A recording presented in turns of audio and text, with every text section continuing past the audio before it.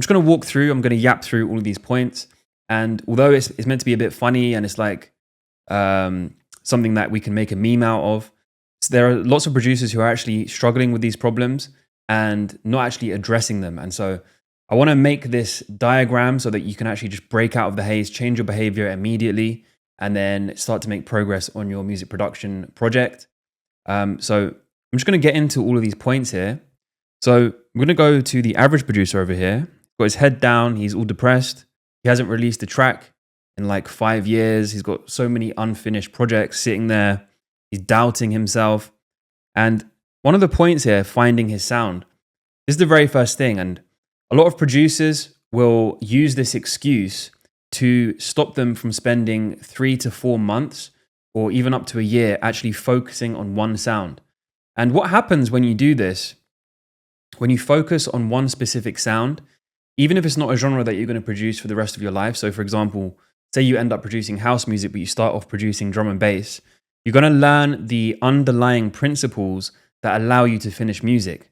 So there's certain principles like sound selection, like arrangement, like writing a hook, like understanding how to use filters and how not to overthink EQ and compression and all of these things. And if you go a mile deep in a genre that is unrelated to what you actually want to end up producing in the end, but you actually commit to that instead of saying that you're going to find your sound within the first couple of years of producing, then you're actually going to make progress in the long run. So the average producer is constantly in this loop of not committing to one sound. I actually went through the Toolroom Academy a few years ago, and that forces you to actually finish a track in a genre over the course of 3 months. Then I also done the mixing course as well. So I trained through that system. I trained at Point Blank as well, which is a music school in London, where they force you to commit to a genre. And what that does is it exposes all of the weaknesses in your production. When you're actually forced to sit down with someone and actually figure out how to produce a track in a certain genre, you're going to learn all the lessons from coming up with an idea all the way to mixing and mastering. And so that is really important. You want to commit to a certain sound and have someone holding you accountable. If you want coaching from me, I offer that. Link is in the description below. Next thing is demoralized by AI. So a lot of producers right now are sitting there and wondering if their creativity is even valued. But the fact is there are actually regulations coming out now in regards to AI. You have to mention that in your distribution if you're uploading to streaming services. AI, I've checked it out. I've checked out Suno. I've checked out a lot of these platforms. The bottom line is a lot of it is boring. It's boring to prompt. It's not as creative. It's not as engaging. It doesn't get you into a deep enough flow state. And there's always going to be room for human producers who are pushing the envelope and pushing the exact kind of sounds that are trendy at the moment. So, for example, if there's a specific sound that people are using in the groove, like a tom sound or a laser sound or something, wherever it is, or an FX sound that everyone's using, it's much easier actually to do that by knowing how to use a DAW and have some basic sound design and maybe the right sample packs and just understanding how to create these sounds quickly rather than actually prompting an AI. Like it would take me longer to prompt an AI to make a culturally relevant track now than just going into my DAW and just quickly making the sounds that are relevant, culturally relevant, as you've seen me do on this channel before. So the average producer is getting demoralized by AI because of the knowledge gap, not because they're not talented. So if you've actually started making music and you've come up with good ideas and something that's vibing and you're getting into a flow state and it sounds good, that means you've got a basic talent there. It just means you're missing the whole actual process from start to finish. And that comes by actually the very first point, which was having that excuse of you're finding your sound. If you just learn how to finish music in one specific genre and constrain yourself to that, then you'll have that skill, that whole system of actually finishing tracks. And then these small issues like being demoralized by AI become irrelevant. That's actually linking into the next point here, which is the average producer is actually too shy to post on socials. That's the one thing that's going to separate you from AI.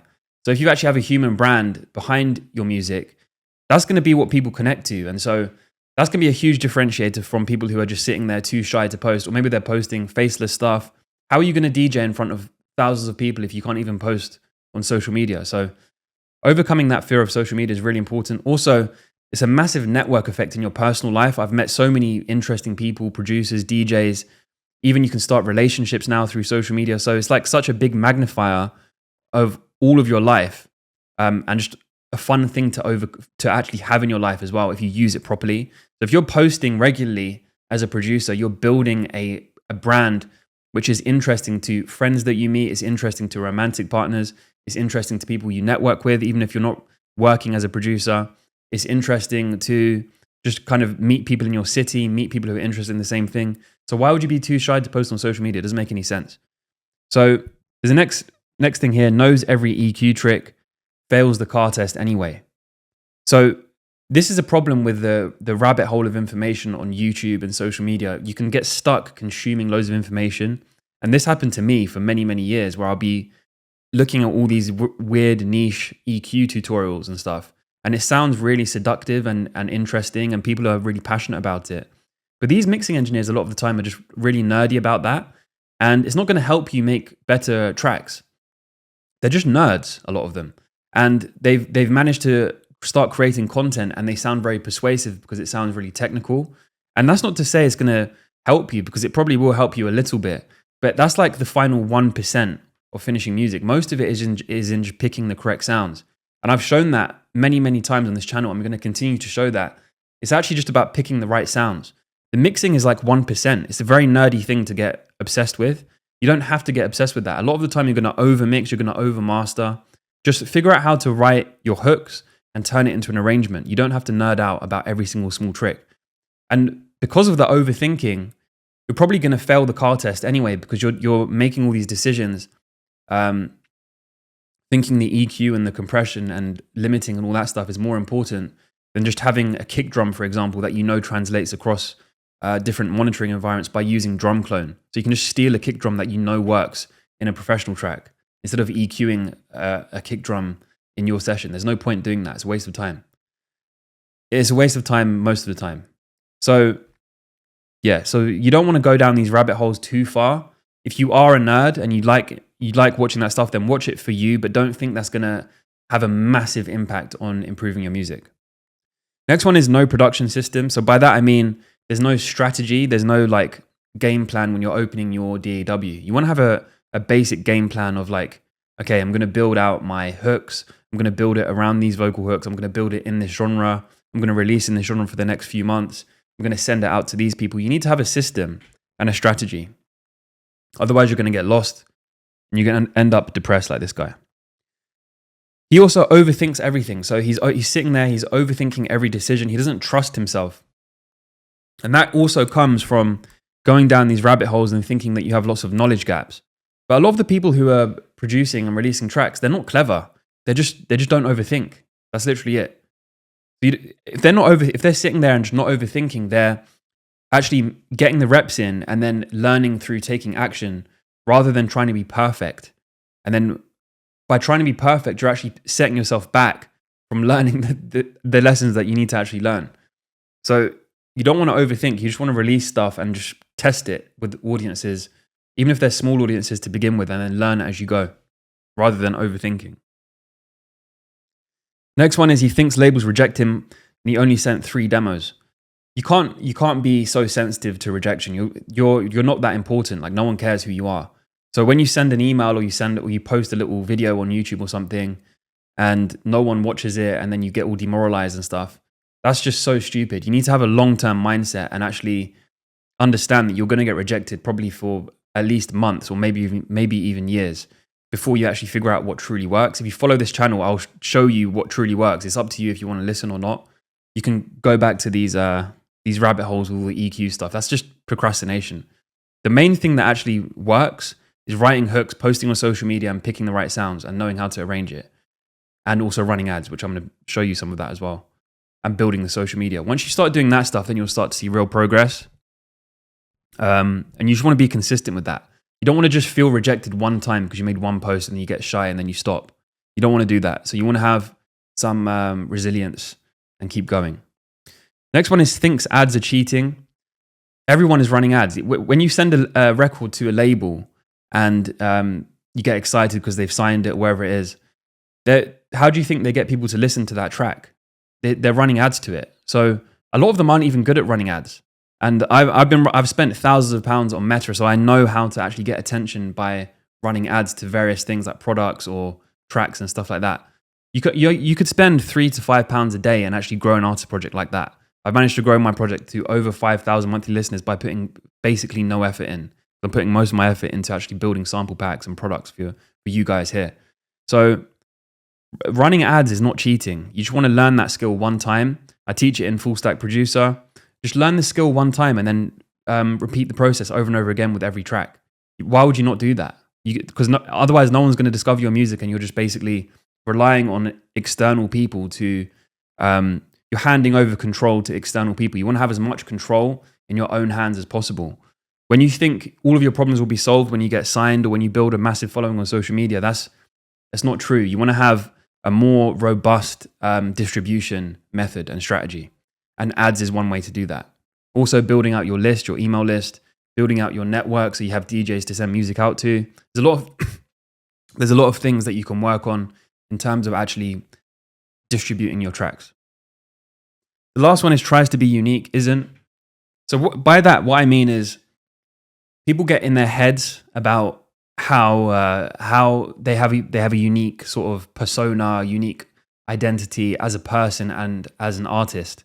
But the reality is, as I said before, no one even knows who you are most of the time. Even if you've got like 10,000 followers, the world doesn't care. So stop being so perfectionist about, oh, I've got these unique ideas and I'm special because I'm mixing this genre and that genre and I'm writing these unique chords. It's not that unique, trust me. You want to focus more on your marketing. You want to focus more on the things that actually matter, like the sound choice, the fundamental study what's actually resonating with people, look through the Beatport charts, look through Spotify, and then identify the common underlying themes. I've done this for you already in the Full Stack Producer course, but you can do that yourself. Just listen through. What are the things that actually matter? What are the main elements? It always boils down to, most of the time, a strong hook over a groove. That's it. And I'm going to teach that over and over again to reinforce that in your mind as we continue developing this channel and the frameworks that I'm going to be teaching you. So it's not about being unique. It's about learning what actually works, mastering that. Then you can worry about having your own unique additional touches to that. You want to master the fundamentals, the same as with any other discipline. Like if you wanted to play football and then you started trying to do skills like Ronaldo, but you can't even pass the ball. You don't have any ball control. You want to learn the absolute fundamentals first. That's what this channel is about. But we're also going to be going into like more of the sound design unique stuff as well. So you're going to learn everything in the future. So moving on to the gigachad producer here. He has a completely different mindset to the average producer. So very first thing I put here, which is what I've started to do, is building around vocal hooks right from the beginning. You're going to need to cut through a lot of the noise when it comes to people's distractions. They're scrolling through social media. They're not really paying attention to anything. It's hard to capture their attention. A vocal hook is one of the best ways to do that, alongside a strong melodic riff, a strong groove, basically all these different things. You want to get good at listening out for these, like Simon Cowell. You want to think of yourself like auditioning. When you're looking through the splice samples, you want to be auditioning, listening very carefully and developing an ear for what the best hooks are. You don't want to be spending years and years trying to master how to like tweak a kick drum. That's a waste of time.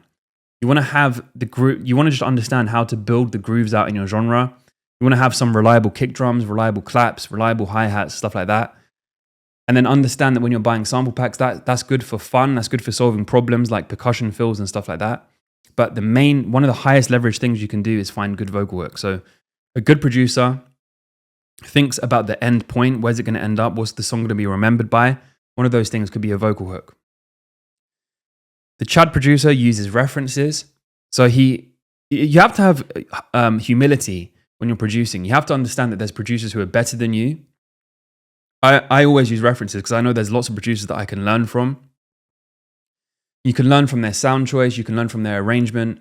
You can learn from the way they use call and response, tension and release. You can study the tricks they're using. You can study the sound design and then go deep on the rabbit holes on that stuff. Go deep on the rabbit holes on something that really interests you and then apply it and then finish the track. And that's the best way to actually improve. It also helps you with the mixing. It helps you with the mastering. You can steal the kick drum. You can steal the patterns they use. You can steal the ideas they use in the breakdown, but then add your own twist on it. So you want to use references. That's not cheating. That's just learning. They've been doing this since the classical period of music. They've been doing this for as long as people have been making music. References are just a good way to learn. Next one, he builds his social media. So what I mean by that is he's posting regularly, he's showing his process, he's networking, he's making friends, he's befriending DJs, he's befriending people who are connected with labels, he's going to events, he's posting stories. This is more leverage than even producing, because someone who's built their social media to several thousand followers and has an audience that's ready to hear something from them, they already have a platform which they can then leverage to show people their music. So someone who's really famous, who has like 1 million followers, who then decides to start music production, they're going to blow up instantly because they have an audience who care about them, who've built a connection to their brand. So you want to build your social media. Just every producer should build their social media. It's going to bring in so many opportunities, friends, romantic opportunities, business opportunities, networking opportunities. So I'll get more into that in future videos, but it's very important. He values his unique human creative instinct even as a beginner. So this is a niche, kind of obscure point, but it links back into what I was saying about AI. And that is that as a human being, you have a unique talent, a unique perspective, and an instinct which is unique to you. And that is valuable. So there is intrinsic value in being a human and being creative. Every single human being has their own creative instinct and their own creative drive. And so that is valuable in itself. And when you show that process, even if you suck at the beginning, people are going to find that valuable. People connect to that and they want to support that. So it's a mindset shift to actually understand that what you're creating, even if it's not blowing up right now, is still valuable, and it's still valuable for you to even try being creative, because that is one of the most aspirational aspects of being a human being as well. So also he passes the car test. This is from using references. This is from picking good sounds. This is from having a good listening environment. I use these headphones, Biodynamic DT700 Pro X, and Sound ID reference plugin. So you want to sort that out quickly. You don't want to be listening in a room which is not giving you good feedback on how things actually sound, and then you're going to play it in the car and it's going to sound rubbish. So the Chad understands listening environments, the importance of having different monitors. He plays the track through his laptop, through his phone, through his headphones, through speakers, through a sub. And because of that, he's able to always pass the car test. Next one is he triggers the Spotify algo with cheap ads. So this was something that I mentioned in the other side. Essentially, you can trigger the algorithm using a small budget, say £3 to £5 a day. And then at a certain point, the actual algorithm will take over, and then you don't even have to run ads anymore. You get something called radio play on Discover Weekly. And so you can actually engineer your way. If you learn how to do ads properly, it's something I teach in my course. You can actually trigger the algorithm with a very cheap ad budget, and then the organic will take over, will get added to people's playlists. That will get you more followers on social as well, because in your Spotify bio, you can add a link to your Instagram. So then it's like a flywheel. You're just growing your brand passively with a tiny budget. So he understands the power of ads and triggering algorithms. And one of the key things with that is building around hooks, specifically vocal hooks, but also could be a melody hook, a strong riff. You want to think about the endpoint, 3 seconds. You have about 3 seconds to capture someone's attention. And so all of this endless overthinking and mixing and all this stuff, it's not important compared to that 3 seconds that actually matter, where they're listening on a rubbish phone or a rubbish laptop and they're not really paying attention. You want to cut through, you want to have a clear emotional hook in the track, and that will help you to trigger the Spotify algorithm. That will help your ads to be successful if you run them, and that will help you to get signed if you send it to labels. Or if you're just posting on social media, that will make it more likely to be seen. You want to study visual hooks as well. Like you want to be sitting in a studio. You want to have like some good framing, and you want to study this stuff. You want to study social media a little bit as well. Next one, trust the process. So what I mean by that is, instead of being dismayed and rejected and feeling like your music is worthless and you want to give up, When you trust the process, you understand that this is going to take time, that developing your ear takes time, that learning all of the different skill sets takes time, and also eventually simplifying everything down so that you're not overthinking everything and you have a clear system on how to grow your social media, how to grow your artist project, and just trusting the process. The things will eventually compound over time. Look up compounding, and things build on each other, and eventually things get easier and easier and easier as long as you keep working on them and building the skill sets. This is huge, by the way. Learns arrangement structure once, then reuses it constantly. I'm going to be teaching you my arrangement structure that I use all the time. I go into massive detail in this in the course, Full Stack Producer, but you don't need to keep reinventing the wheel when it comes to arrangement. Most producers stick to one very, very clear arrangement structure and then reuse that over and over again. That helps you to finish tracks very quickly. And also, once you stick to one arrangement structure, you learn what tracks need at various points. So if it's losing energy, you add the hi-hats in. You can add counter melodies. You can add backing pad layers. You add effects. Know exactly where to add energy and what kind of things add energy and so on and so forth. And you learn where each thing has its place. You learn where to use filters. Everything becomes easy and it just gets locked into your mind. You can learn it once and to reuse it over and over again. Finally, the gigachad producer writes riffs without overthinking. So he's not sitting there trying to be the next Mozart. He's writing a riff, very simple. Go through the top charts, the top tracks in the charts right now, and listen to the melodies that people are writing. They're not complicated. They're just vibey. So he just focuses on vibes, and he focuses on creating a vibe and getting it to fit with the groove, layering it with the groove, layering it with a vocal chop or any other instrument to give it more impact. So you're doing more with less. And the riffs just carry the track forward and drive momentum. And he's not overthinking that. And all of these concepts, I'm going to be teaching you more and more in depth on this channel. Hopefully you found this useful and you start to act more like the gigachad than the average producer who is completely lost. And so we're going to be going more into depth on these concepts on this channel. If you find this kind of content useful, please let me know. And we're going to be building out a completely different mindset for you going forward, helping you to make progress. If you want to supercharge your progress and actually do the exercises that would get you there quicker, go through the Full Stack Producer system. It's out now. Or book a call with me for a one-to-one coaching call. I can see how I can help you move forward with your music production. So with that being said, hopefully you found this useful. If you did, leave a like and